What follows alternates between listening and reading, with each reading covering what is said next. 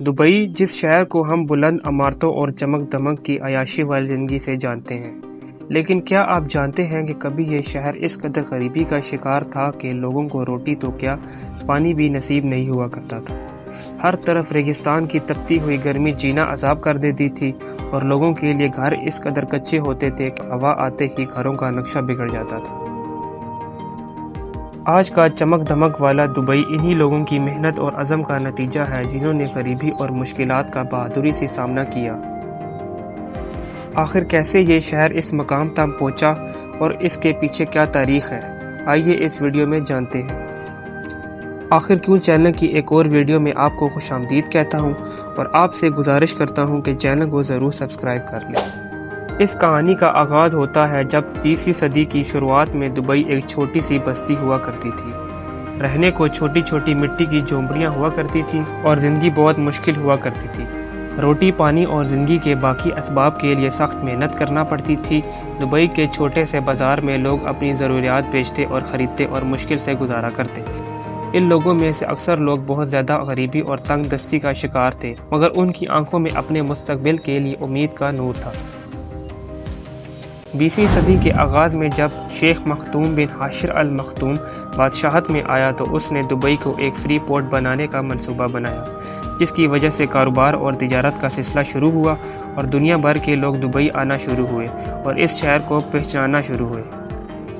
پھر دبئی کے لیے 1966 میں ایک ایسا موڑ آتا ہے جس نے دبئی کی قسمت ہی بدل ڈالی۔ دبئی کے مختلف علاقوں میں تیل نکلنے کا پتہ چلا اور یہ دبئی کے لیے بہت بڑی کامیابی تھی۔ شیخ راشد بن سید المختوم، جو کہ اس وقت بادشاہت میں تھے، ان کا ایک بہترین ویژن تھا کہ دبئی کو صرف تیل پہ نہیں بلکہ تجارت اور صحرا کی ترقی پر بنیاد کرنا ہے۔ دبئی نے زیادہ تر پیسہ پکی عمارتیں کھڑی کرنے میں لگایا اور ایسی عمارتیں کھڑی کی کہ دنیا حیران ہوگی اور لوگ یہاں پر آنے لگے۔ کسے پتہ تھا کہ بادشاہ کے اس منصوبے نے دبئی کی زندگی بدل ڈالی ہے۔ انہوں نے بہت سے پروجیکٹ شروع کیے اور یہ منصوبہ دبئی کو ایک ماڈرن شہر بنانے میں مددگار ثابت ہوا۔ 1971 میں دبئی UAE کا حصہ بنا اور اس نے پورے UAE کے ساتھ مل کر ترقی کے نئے سلسلے شروع کیے۔ 1979 میں دنیا کا سب سے بڑا مین میڈ پورٹ جبل علی تیار ہوا۔ یہ پورٹ دبئی کے لیے ایک انٹرنیشنل ٹریڈ کا مرکز بن گیا۔ اس کے بعد دبئی میں فری زونز کا آغاز ہوا، جس میں تمام کمپنیز کو ٹیکس معاف کیا جاتا ہے اور کئی فیسلٹیز بھی مہیا کرائی جاتی ہیں تاکہ دبئی کی اکانومی کو بڑھایا جائے، اور یہ منصوبہ بھی دبئی کے لیے مددگار ثابت ہوا۔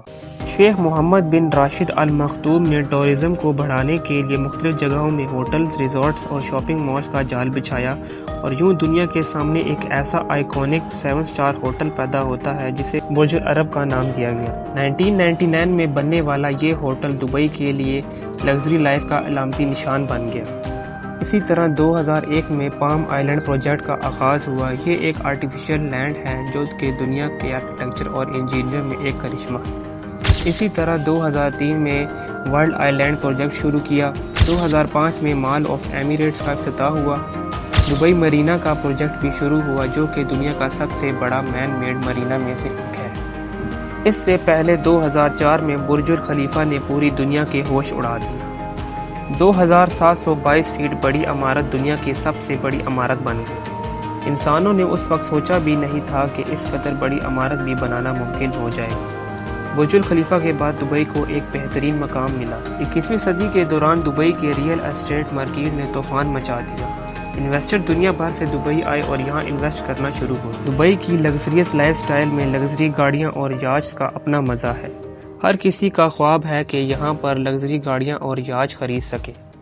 دبئی کا real estate market luxury villas, penthouse اور واٹر فرنٹ پراپرٹیز سے بھرا ہوا ہے۔ یہاں رہنا ہر ایک کے لیے ڈریم لائف سٹائل ہے۔ دبئی شاپنگ مالز کا بھی ایک بڑا مرکز ہے۔ دبئی مال، ابن بطوطہ مال اور کئی اور شاپنگ مال نے شاپنگ کو ایک بہترین ایکسپیرینس بنا دیا ہے۔ اس کے علاوہ sports, entertainment, transport service, fashion designing, education and research میں بھی دبئی کو ایک بہترین رتبہ حاصل ہے۔ دوستوں، جیسے ہم نے دیکھا دبئی نے اپنی قسمت کو بدل دیا اور آئل اکانومی سے بڑھ کر دنیا کو ایک لگژری ہب بنا دیا۔ آج دبئی کے پڑوسی سعودی عربیہ بھی اس راستے پر چل رہا ہے اور نیوم جیسے میگا پروجیکٹس بنا رہا ہے۔ یہ اس بات کا ثبوت ہے کہ سعودی عربیہ بھی چاہتا ہے کہ وہ بھی اپنے ملک کے فیوچر کو محفوظ کر سکے۔ تاکہ تیل کے علاوہ بھی وہ اپنی اکانومی کو بڑھا سکیں۔ دبئی اور سعودیہ عربیہ دونوں ہی اپنے اپنے ملکوں کو ایک نئے دور میں لے کے جا رہے ہیں۔ دونوں کی منزل ایک ہے، تیل کے علاوہ نئے راستے ڈھونڈنا اور اپنی عوام کے لیے بہترین مستقبل بنانا۔ یہ دونوں ملک ہمیں دکھاتے ہیں کہ محنت، منصوبہ بندی اور ثابت قدمی سے ہم اپنی قسمت کو بدل سکتے ہیں۔ ہمارا ملک بھی اسی طرح ترقی کی راہ پر چل سکتا ہے اگر ہم مل کر محنت کریں اور ہمیشہ اپنے ملک کے بارے میں اچھا سوچیں۔ امید ہے آپ کو یہ ویڈیو پسند آئی ہوگی، تو ویڈیو کو لائک کرنا مت بھولیے گا اور چینل کو ضرور سبسکرائب کیجیے گا تاکہ آپ کے لیے مزید ایسی ویڈیوز میں لاتا رہوں۔ آج کے لیے اللہ حافظ، ملتے ہیں اگلی ویڈیو میں۔